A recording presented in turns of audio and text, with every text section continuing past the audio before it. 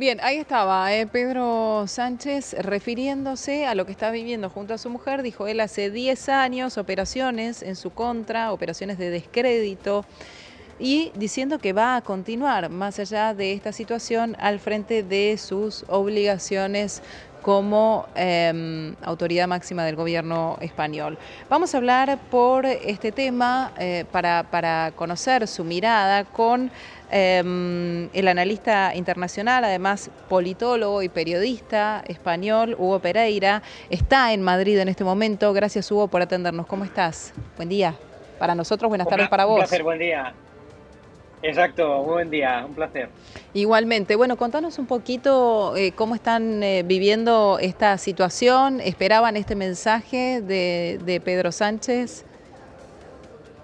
Bueno, no lo esperaban ni tan siquiera los propios ministros de su propio gobierno. Es decir, estos últimos días, desde que publicó la carta ya célebre mundialmente en la que, digamos, ponía encima de la mesa una posible dimisión este lunes Pedro Sánchez, pues nadie en su gobierno, y esto me consta, pues daba, digamos, creía, ¿no? Creía que iba a continuar, sino que pensaban todos que o bien una cuestión de confianza iba a poner encima de la mesa a Pedro Sánchez para que sea, por tanto, el Congreso quien decida sobre su futuro, o bien pensaban directamente los ministros de su propio gobierno que iba a dimitir este lunes. Finalmente no fue así, finalmente ni cuestión de confianza, ni dimisión, ni absolutamente nada. Es decir, básicamente lo que hoy vino a decir esta mañana es que todo continúa igual, a pesar de que ahora tiene más fuerza, ¿no?, que antes. Es decir, Ujú. entonces nadie se lo esperaba, ni tan siquiera dentro de su propio gobierno. Fue una decisión completamente vamos, que pilló a España, como se dice coloquialmente, por sorpresa, máxime después de haber incluso ido esta mañana, a primera hora de la mañana, a hablar con el jefe de Estado, con el rey Felipe VI.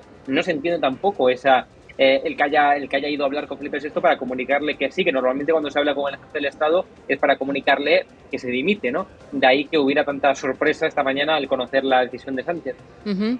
Eh, a ver, de todos modos, entienden que esto es como a priori, digo, ¿no? En los medios, ¿cómo se está juzgando esto? ¿Hay una campaña en contra de Pedro Sánchez? ¿Es disfrazarlo lo que ha dicho de una campaña en su contra?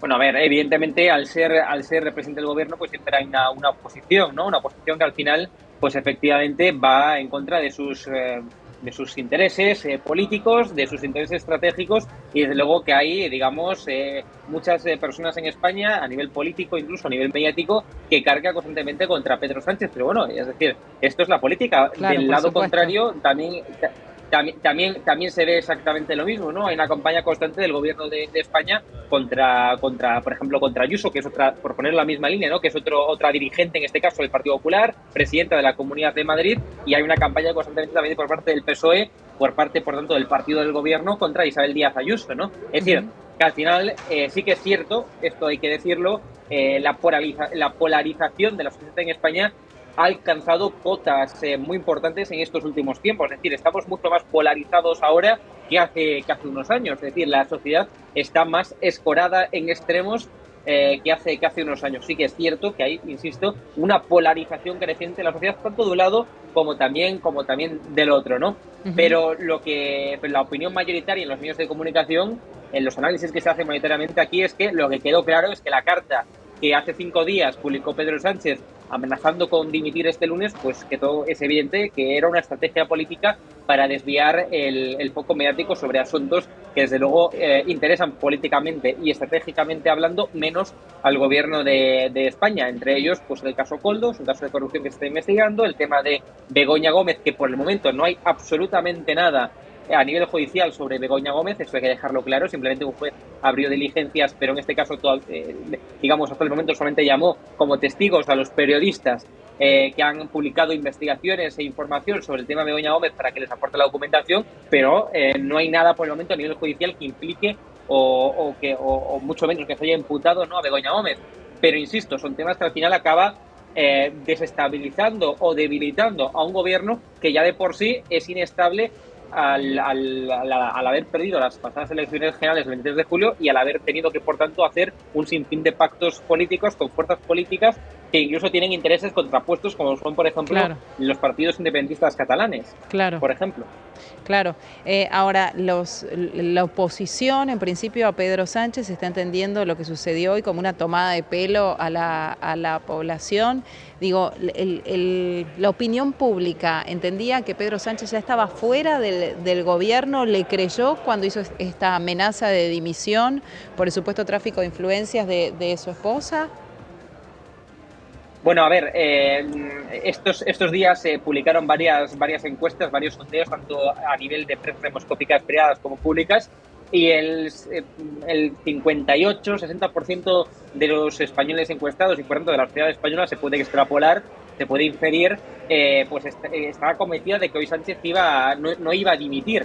Entonces, claro, ante esto, pues evidentemente, pues no pilló demasiado por sorpresa. Lo que nadie se esperaba es que saliera, digamos, públicamente e hiciera como que nada ha pasado. Es decir, lo que sí que esperaba la venida de la gente era algo, una cuestión de confianza, era el anuncio de algo, bien de una convocatoria electoral a partir de finales de mayo, cuando se puede legalmente ya convocar de nuevo elecciones aquí en España, algo. Pero desde luego lo que nadie se imaginaba, ni tan siquiera a nivel periodístico, yo mismo tampoco, mis compañeros periodistas que siguen incluso Moncloa, que siguen el gobierno de España, tampoco se esperaban que saliera hoy públicamente Pedro Sánchez después de tanto revuelo que causó a nivel nacional, pero también a nivel internacional esa carta que él mismo publicó en sus redes sociales. Nadie se esperaba que saliera a decir prácticamente que nada ha pasado, que continúa como hasta ahora con más fuerza, pero que nada ha pasado. Desde luego, este escenario, el que hoy hemos visto, nadie, absolutamente nadie, se lo esperaba. Si bien es cierto que muchísimos españoles creían que esto era una estrategia política, ¿no? Una estrategia política para desviar el foco mediático, como finalmente yo creo que es evidente, ¿no? Que es notorio, quedó atestiguado. Lo que sí que evidentemente la principal crítica que se le hace a Pedro Sánchez es que estuviera 5 días desatendiendo como tal al gobierno, porque me consta que no ha habido ningún tipo de comunicación en estos 5 días, desde la publicación de la carta hasta los días de hoy, ningún tipo de comunicación entre Sánchez y los ministros que conforman el gobierno. Los ministros eran incapaces literalmente de hablar con Sánchez. La única persona, además de su familia, de la familia de Sánchez, que pudo hablar con Pedro Sánchez es Óscar López, que es su jefe de gabinete, con lo cual la principal crítica que se le hace es: está muy bien que aquí cada político, que cada dirigente pues vea por su estrategia política, pero lo que no es de recibo es que esté 5 días dejando en vilo a todo un país a nivel nacional y a nivel internacional, y que finalmente salga como que no pasó nada. ¿Qué creen que puede pasar de aquí en más? Y algo, perdóname, algo que también me deja duda, porque hubo un fin de semana en el medio, pero estos fueron 5 días, jueves y viernes también digo, ¿qué pasa con los mercados, los negocios allí en España, cuando un presidente pone esta amenaza de presentar su dimisión, de tomarse 5 días, esta incertidumbre y zozobra, y ahora la reacción frente a, bueno, en realidad era una amenaza, pero no, era una advertencia, pero no, pero voy a seguir?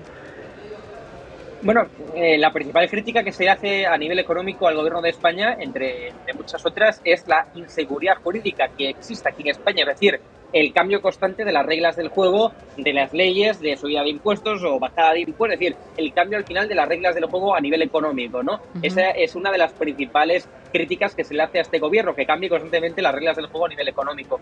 Y esto no hace más que, digamos, empeorar esta situación. Es decir, a nivel, evidentemente, digamos, internacional, un potencial inversor, pues evidentemente verá que esto España, a nivel político, está tan polarizada la política, que las reglas del juego pues cambian constantemente, hasta el punto de que hemos visto un presidente del gobierno que ha estado 5 días amenazando, amagando con dimitir, y que finalmente no fue el caso, ¿no? Entonces, Claro. esto no hace más que, si cabe, incrementar esa inseguridad jurídica, que ya era uno de los problemas que más se venía hablando y alertando a nivel económico aquí en España, ¿no? Ciertamente, pues la bolsa en este caso, como no hubo esa dimisión, pues finalmente no se vio demasiado afectada, ¿no? Pero desde luego, insisto, a nivel de inversión extranjera, esto debilita todavía más la posición de España como receptora o captadora como país, ¿no? de fondos de inversión, de empresas que quieran pronto invertir en España.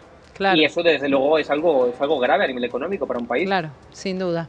Hugo Pereira, politólogo, periodista español, gracias por este contacto, por estos minutos para nosotros, como siempre. Ha sido un placer.